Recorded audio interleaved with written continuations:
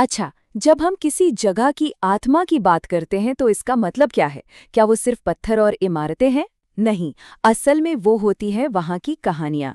तो आज हम राजस्थान की उसी गहरी, उसी असली आत्मा को उसके पत्थरों और लोगों की कहानियों के जरिए महसूस करने की कोशिश करेंगे। जरा सोचिए, महान लेखक रुडयार्ड किपलिंग ने जोधपुर के मेहरानगढ़ किले को देखकर ये कहा था, ये शब्द सिर्फ एक इमारत की तारीफ नहीं, बल्कि एक एहसास है, जैसे किसी महाकाव्य की शुरुआत हो रही हो। तो ये शानदार बनावट तो अपनी जगह है, इसमें कोई शक नहीं। पर असली सवाल तो ये है कि इन ऊंची ऊंची मजबूत दीवारों के भीतर किस तरह की रूह, किस तरह की हिम्मत और किस तरह के जज्बे ने जन्म लिया।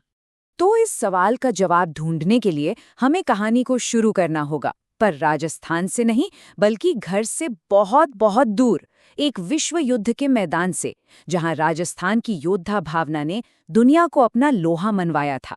तो देखिए, साल था 1918। पहला विश्व युद्ध अब बस खत्म ही होने वाला था, और तभी 23 सितंबर को हाइफा शहर में इतिहास की सबसे हैरत अंगेज लड़ाइयों में से एक लड़ी गई। और इस लड़ाई के हीरो कौन थे? जोधपुर के अपने घुड़सवार। अब जरा हालात देखिए। एक तरफ थे हमारे जोधपुर लैंसर्स, जिनके पास हथियार के नाम पर थीं सिर्फ तलवारें और भाले, और दूसरी तरफ मशीन गन्स और तोपों से लैस ऑटोमन और जर्मन सेनाएं। मतलब मुकाबला सुनने में ही नामुमकिन सा लगता है ना। और हाँ, इन सैनिकों के लिए एक बहुत खास शब्द इस्तेमाल होता है, रणबांकुरे। ये सिर्फ एक नाम नहीं है, ये उनकी पहचान है। इसका मतलब है वो वीर योद्धा जो जंग के मैदान में कभी पीठ नहीं दिखाते।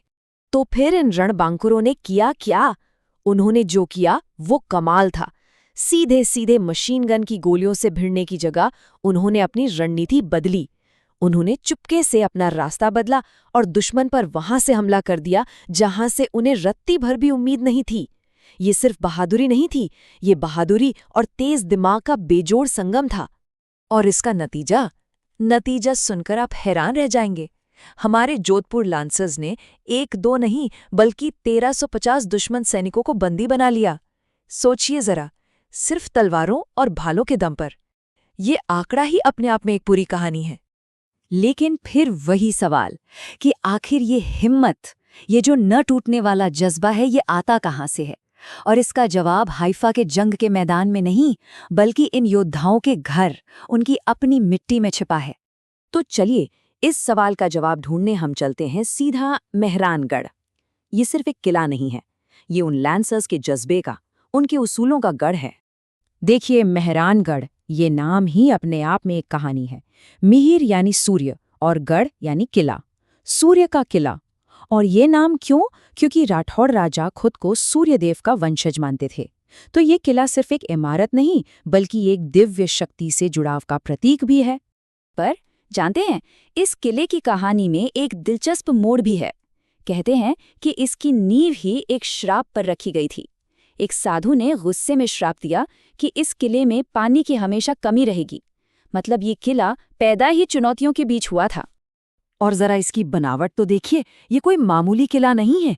400 फीट ऊंची पहाड़ी पर बना है। इसकी दीवारें ऐसी कि आसमान को छू लें। और हिफाजत के लिए एक नहीं, दो नहीं, बल्कि 7 भीमकाय दरवाजे हैं। ये सिर्फ पत्थर नहीं, ये ताकत और अटूट इरादों की एक जीती जागती मिसाल है। चलिए, अब कहानी में थोड़ा आगे बढ़ते हैं। वक्त को 20वीं सदी में ले चलते हैं और देखते हैं कि कैसे रजवाड़ों की ये विरासत जंग की ताकत से बदलकर लोगों की भलाई की सोच में ढल गई। तो 1920 के दशक में एक और बड़ी चुनौती सामने आई। एक भविष्यवाणी हुई कि एक भयानक अकाल पड़ने वाला है। लेकिन इस बार इस चुनौती का जवाब एक और किला बनाकर नहीं, बल्कि एक ऐसा महल बनाकर दिया गया जो लोगों की जान बचाने वाला था। तो उस मुश्किल घड़ी में महाराजा उम्मेद सिंह ने उम्मेद भवन पैलेस बनवाना शुरू किया। पर यह महल अपनी शानो शौकत दिखाने के लिए नहीं था। नहीं, इसका असली मकसद था अकाल से जूझ रहे हजारों लोगों को काम देना, ताकि उनके घर का चूल्हा जलता रहे। आप जानते हैं, इस एक महल ने लगभग 3000 लोगों को काम दिया। जरा सोचकर देखिए, उस भयानक अकाल में कितने ही परिवार सिर्फ इस एक वजह से भूखे मरने से बच गए। ये थी एक राजा की अपनी प्रजा के लिए जिम्मेदारी। तो देखिए, यहाँ हमें राठौड़ शासकों की विरासत का एक बिल्कुल नया रूप देखने को मिलता है। उनकी ताकत अब सिर्फ किलों की ऊंची दीवारों में नहीं, बल्कि अपनी प्रजा के लिए करुणा और जिम्मेदारी निभाने में झलक रही थी। अच्छा, राजाओं और किलों की कहानियां तो हमने सुन ली, पर किसी भी जगह की असली आत्मा तो वो तो वहाँ के आम लोगों में, उनकी परंपराओं में, उनकी कहानियों में बसती है ना? और राजस्थान की ये आत्मा आपको कहाँ मिलेगी? वो जिंदा है लोक गाथाओं में। ये सिर्फ मनोरंजन के लिए किस्से कहानियां नहीं हैं। ये वो उसूल हैं, वो आदर्श हैं जो एक पीढ़ी दूसरी पीढ़ी को सौंप कर जाती है। मिसाल के तौर पर पाबूजी को ले लीजिए, जिन्हें शरणार्थियों के रक्षक और अपना वचन निभाने के लिए पूजा जाता है, या फिर तेजा जी, जिन्होंने अपने एक वचन के लिए अपनी जान तक दे दी थी। बात वही है, वचन, सम्मान और बलिदान। बिल्कुल वही जज्बा जो हमने हाइफा के मैदान में उन रणबांकुरों में देखा था, वही इन लोक नायकों की कहानियों में आज भी गूंजता है। तो चलिए अब इन सारी बातों को एक साथ जोड़कर देखते हैं कि आखिर राजस्थान की इस आत्मा का असली सार है क्या। एक तरफ जोधपुर लैंसर्स का वो अदम्य साहस है, दूसरी तरफ मेहरानगढ़ की वो आसमानी बुलंदी है, फिर उम्मीद भवन में छिपी हुई वो करुणा और जिम्मेदारी है, और इन सब की नींव में है लोक गाथाओं की वो वीरता की कहानियां।